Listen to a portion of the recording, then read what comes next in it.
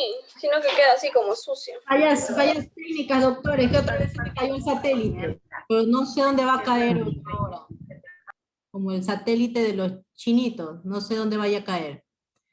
Disculpe, doctor, se me cayó el satélite. Continúe la transmisión, por favor, cambio y fuera. No se preocupe, doctora. Entonces, como podemos ver acá, hay una cantidad de gráficos y son los mismos que se van repitiendo, pero ya podemos ver en todos ellos es el orden como se lo debe ir llenando de acuerdo a el latido del corazón del niño, el latido fetal. Aquí está el tiempo y la hora en el segundo cuadro, si es que ha habido o no ha habido una progresión normal en el trabajo de parto, y de acuerdo a las horas, si ha habido un retraso, que se debe o no se debe aplicar la alerta. Y en la parte inferior están las contracciones cada 10 minutos y se las va marcando. Esa es la forma como se la marca. En la parte última de mi lado izquierdo está marcando, en cambio, en este cuadro el pulso, y de acuerdo a las horas cómo se debe realizar. En la parte intermedia, en la parte última intermedia, en cambio está la frecuencia, cómo se toma el tiempo, la temperatura y al mismo tiempo la frecuencia cardíaca, perdón, la hipertensión, la presión, cómo se la marca, si es tanto la sistólica como la diastólica. Puede marcarse cuánto tiene la sistólica, cuánto tiene la diastólica, y cada vez que se toma la temperatura, al mismo tiempo se va marcando la presión. Esa es la forma como lo debemos ir llenando estos cuadros para ver y valorar a la paciente en qué etapa está. Esto ya es los casos clínicos ya directamente elaborados con un partograma. Continúe, compañero.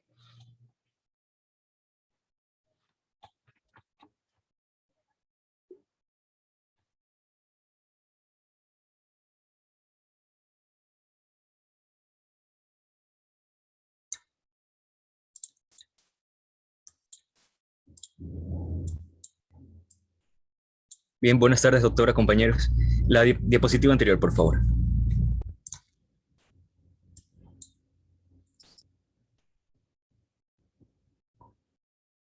La diapositiva anterior. Hola. Se le cayó el satélite también, espérese un ratito que se reconecte. Está bien, listo. Bien, uno de los grandes miedos de la mujer embarazada es el miedo del dolor del parto. Es conocido que todos los partos duelen y duelen mucho, por lo cual, para culminar con esta parte de la exposición, haremos una revisión en lo que refiere a la analgesia en el parto. Siguiente.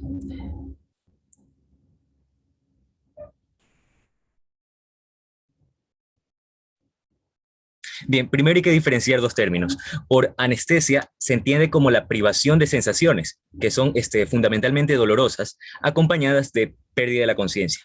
Se consigue con la administración de anestésicos generales, mientras que la analgesia es el estado de ausencia de percepción del dolor y por lo tanto no afecta a la conciencia. Esto es lo deseable en el parto y es lo que se intenta con la analgesia local o locorregional. Siguiente.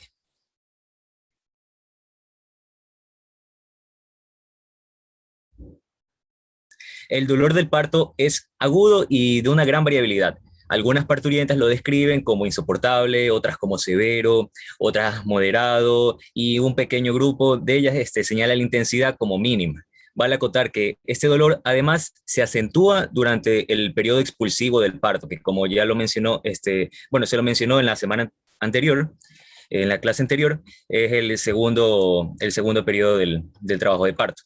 El dolor durante el trabajo del parto en realidad no aporta ningún beneficio. Además de su efecto psicológico negativo sobre la madre, puede ocasionar una mala perfusión de la placenta mediante múltiples mecanismos, como, si observamos la diapositiva, como un aumento del consumo de oxígeno, del gasto cardíaco, de la presión arterial y de los valores plasmáticos de catecolaminas, los cuales son los posibles responsables de la hipoxia y acidosis en el feto. Sin embargo, una placenta con una reserva funcional suficiente puede compensarlo en una gran parte. Siguiente, por favor. ¿Y cómo sabemos que tenemos una placenta con una reserva de oxígeno lo suficientemente adecuada como para poner a esa señora de parto? Ahí se la puse difícil.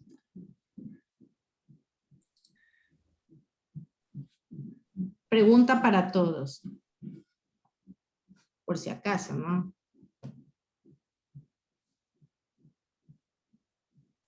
¿Cómo hacemos eso? ¿Cómo averiguamos si realmente ese feto, cuando ya entra la señora a labor de parto, está lo suficientemente oxigenado? Por Quien sea.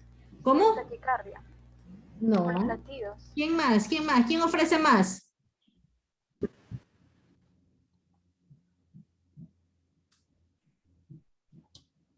Mi profesor que me daba ecografía, el doctor Zapata,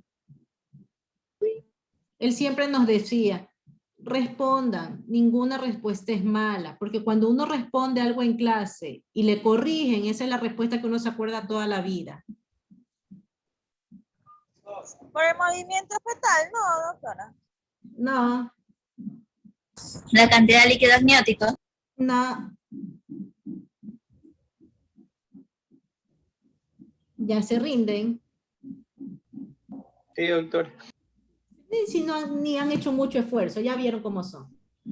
A ver, en esos casos, lo que se recomienda es hacer un monitoreo fetal o hacer un ecodoppler, que es para ver el índice cerebroplacentario. ¿Se acuerdan? Cuando veíamos control y vimos monitoreo fetal. El monitoreo fetal, que tiene aceleraciones, buena variabilidad y una buena línea de base, nos indica qué tan oxigenado está ese bebé. Un monitoreo fetal con bastantes aceleraciones o aceleraciones en un número adecuado, que tiene bastante variabilidad o una variabilidad adecuada, nos dice que ese feto tiene una reserva adecuada de oxígeno. Si usted al hacer el monitoreo fetal observa que hay desaceleraciones que coinciden con las contracciones maternas, entonces obviamente quiere decir que está pasando por un evento hipoxia. Y tal vez cuando esté en etapas más avanzadas del trabajo de parto, esa hipoxia esté mucho más acentuada y la poca reserva de oxígeno que tiene ese feto no le va a permitir sobrevivir al resto del trabajo de parto. El índice cerebroplacentario es uno de los mejores predictores del bienestar fetal y se recomienda realizarlo con la finalidad de saber qué tan bien entra ese feto al trabajo de parto. Si bien es cierto, algunos autores refieren que el monitoreo fetal se ve alterado ya en etapas tardías del sufrimiento fetal. Usted puede diagnosticar un sufrimiento fetal por ecografía a través del Doppler y el monitoreo puede salir aparentemente normal y posterior, muchos días después, recién se puede observar un monitoreo fetal alterado. ¿Ya? Entonces, eso quiere decir que si usted ve un monitoreo fetal hoy alterado, no quiere decir que recién se le puso malito ese bebé. Ese bebé ya por lo menos lleva 72 horas malito, poniéndose malito, y recién en el monitoreo fetal se evidencia que ese feto está malito. Por eso muchas personas prefieren hacer ecografía Doppler y hacer valoración del índice cerebroplacentario. ¿Ya? Es más rápido, se valora la pulsatividad de la arteria cerebral media, se valora la pulsatividad de la umbilical, además de que le permite de una vez valorar pues, la cantidad de líquido amniótico y saber si no está frente a un oligoamnios, ¿no? Que le va a molestar mucho el asunto de la progresión del trabajo del parto. ¿Ya? Continúe, doctor.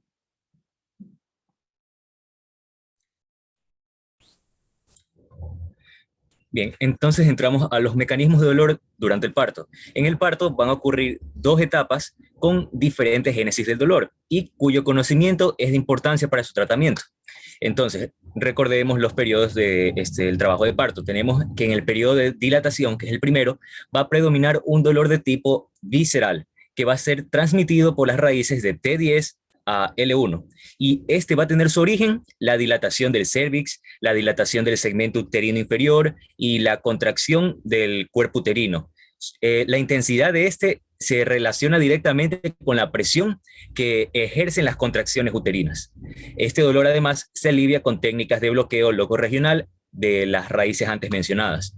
Por su parte, en el periodo expulsivo, que es el segundo, se añade un dolor somático severo y mucho mejor localizado, el cual se va a deber al efecto compresivo de la cabeza fetal sobre las estructuras pélvicas, así como también al estiramiento y desgarro de tejidos del tracto de salida y del periné. Entonces, si en el periodo de dilatación los estímulos se transmitían de T10 a L1, aquí se transmiten por los nervios pudendos hasta las raíces de S2 y S4, con lo que un bloqueo de esos nervios puede aliviarlo. Bien, entonces, aunque no lo mencioné, no está aquí en el cuadro, también hay otras bibliografías que mencionan el periodo de alumbramiento, en el cual el dolor en el periodo de alumbramiento, los estímulos dolorosos son muy parecidos a los de dilatación, y se producen por una dilatación del cuello uterino y contracción del cuerpo uterino. Y va a ser transmitido en T11 y T12. Siguiente. Se han descrito numerosos mecanismos para el alivio del dolor durante el parto, que pueden clasificarse de la siguiente manera, si observamos la diapositiva. Tenemos los métodos no farmacológicos y los métodos farmacológicos. Los no farmacológicos los podemos dividir de aquellos con una eficacia demostrada, aquellos con eficacia poco documentada y otros de ineficacia demostrada. Dentro del primer grupo de eficacia demostrada tenemos el apoyo durante el parto, la inyección dérmica de suero estéril y la inmersión en agua. De eficacia poco documentada tenemos la psicoprofilaxis, que más adelante le voy a hacer una mención, la hipnosis y la acupuntura incluso.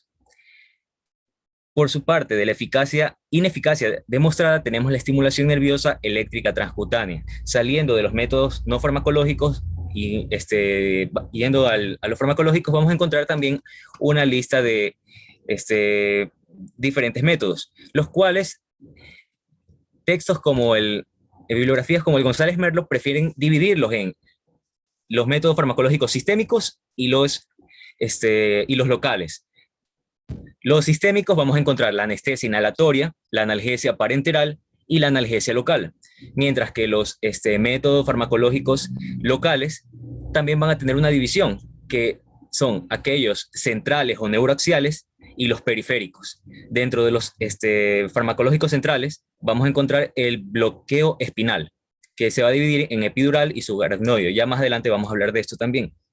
Mientras que en los métodos farmacológicos periféricos vamos a encontrar el bloqueo paracervical, bloqueo de los nervios pudendos y la analgesia local.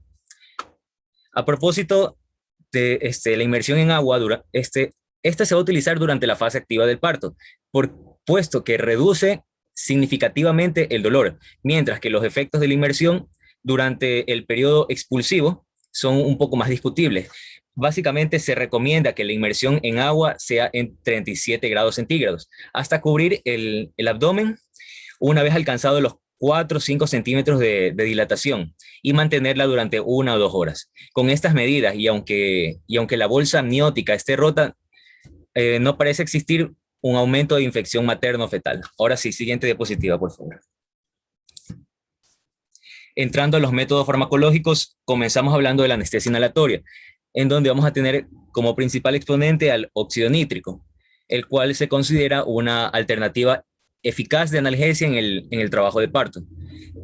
Recordando que el óxido nítrico es un gas anestésico que produce euforia, analgesia y pérdida de conciencia. Y su poder analgésico es controvertido, por lo que también suele asociarse a otros agentes inhalatorios y siempre conjuntamente con oxígeno.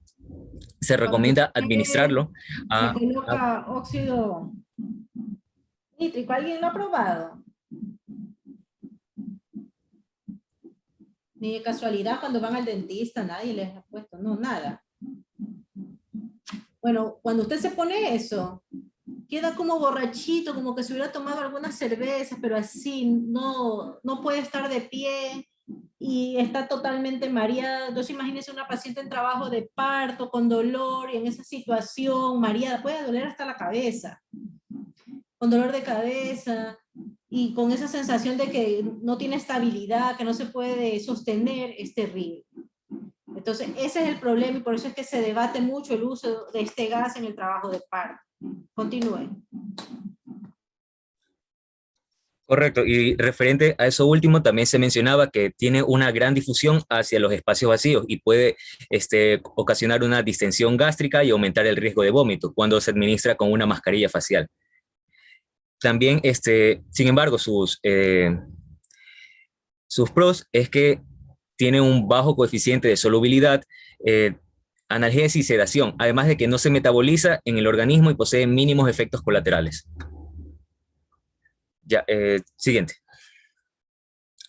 Bueno, entramos entonces a la analgesia parenteral, en donde vamos a encontrar los opioides. El opioide en obstetricia más empleado es la meperidina, que posee un inicio de acción muy rápido y tiene la ventaja de ser muy barato.